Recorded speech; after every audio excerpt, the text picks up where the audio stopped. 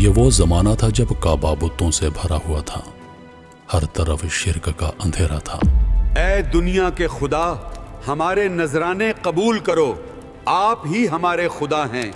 मक्का के सरदार अबू जहल और अबू लहब और कुरैश के बड़े लोग अपनी जिद और तकब्बुर में डूबे हुए थे।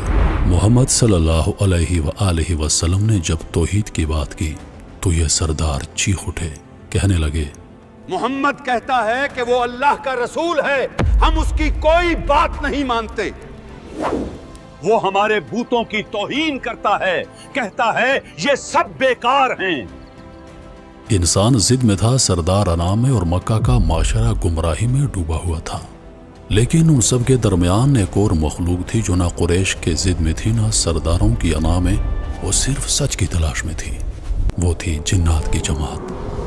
जब कुरान की आवाज़ गूंजी तो वहीं से उनकी तलाश खत्म हुई और हिदायत का दरवाज़ा खुल गया।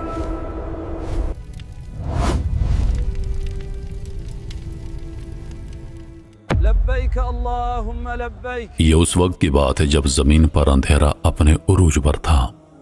अंधेरा सिर्फ रात का नहीं था, अंधेरा लोगों के दिलों में था। काबा के सहन में सजदे तो थे मगर अल्लाह के लिए नहीं। चेहरे झुके हुए थे मगर दिल बुतों की जंजीर में बंधे हुए। वो अपने हाथों से बुत बनाते और फिर उन्हीं से फरियाद करते। ये बुत ही हमें रिज्क देते हैं, यही हमारी हर जरूरत को पूरा करते हैं। हमें बेटे भी यही बुत देते हैं, यही हमारे खुदा हैं। लोग भूख से बिलक रहे थे, जुल्म हद से बढ़ चुका था। औरतें अपने बच्चों को भूख से रोता देखकर आंखें बंद कर लेती और मर्द अपने बेइख्तियार खुदाओं से चीख चीख कर कहते, रहम करो ऐ खुदाए मन्नात, हम पर रहम करो। वक्त नीचे गुजर रहा था मगर आसमान खामोश था। इंसान ने अल्लाह को छोड़ दिया था। वो मिट्टी से तराशे हुए पत्थरों को अपना खुदा समझ बैठा था।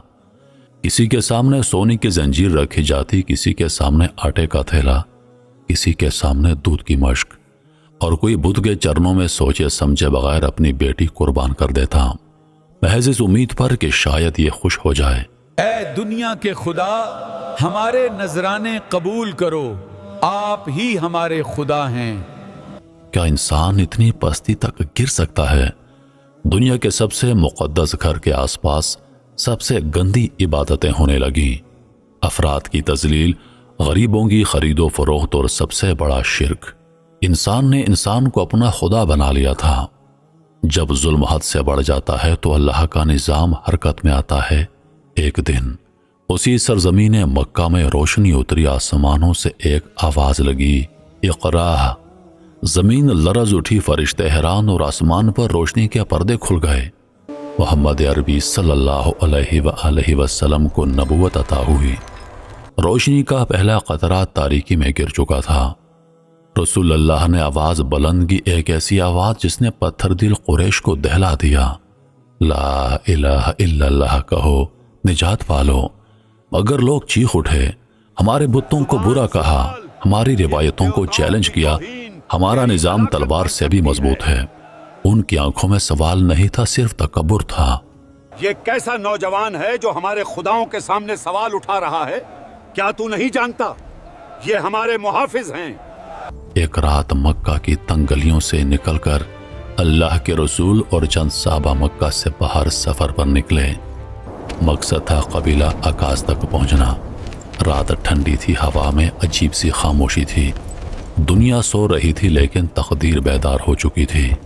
एक सहाबी, या रसूल अल्लाह, क्या आप देख रहे हैं चांद आज कुछ ज्यादा रोशन है। चांद तो खुद रसूलुल्लाह के चेहरे से रोशनी ले रहा है। चांदनी रेत पर फैल रही थी और रेत पर चलने वालों के कदम तारीख लिख रहे थे। उन्हें मालूम न था कि इस रात उन्हें कौन सुन रहा है। या हदीर अल जिन उदुकुम। उसी रात रेत के एक तवील सहरा में वो मखलूक भी भटक रही थी जिसे हम देख नहीं सकते, जिन्नात। हम समझते हैं कि सिर्फ इंसान ही भटकते हैं, लेकिन उस रात जिन्नात भी सच की तलाश में थे। وہ بھٹکے ہوئے تھے اور وہ تلاش میں تھے کہ زمین پر ایسا کیا غیر معمولی واقعہ ہو رہا ہے کہ جس کی وجہ سے آسمانوں کے دروازے بند کر دیے گئے ہیں۔ آسمانوں پر پہرے سخت تھے، جو جن فرشتوں کی گفتگو چرانے جاتا آگ کے شعلوں سے جلا کر پھینک دیا جاتا۔ ہم آسمان سے خبر سنتے تھے، اب کیوں نہیں سن پا رہے؟ کیا زمین پر کوئی نئی چیز نازل ہو رہی ہے؟ پہلے ان کے لیے آسمان کھلا تھا، وہ اوپر جاتے، فرشتوں کی باتیں سنتے اور زمین پر واپس آ کر جادوگروں، کہانوں اور نجومیوں کو خبریں دیتے، مگر اب ان کے ہر راستے پر آگ کے محافظ کھڑے تھے۔ آسمان پر ایک نیا قانون نافذ ہو چکا تھا، وحی کا آغاز ہو چکا تھا، اور جب وحی نازل ہونا شروع ہوتی ہے تو آسمان کے دروازے بند ہو جاتے ہیں اور آسمانی رازوں کی حفاظت بڑھ جاتی ہے۔ جنات جمع ہوئے، ایک نے کہا زمین پر ضرور کوئی عظیم واقعہ ہو رہا ہے۔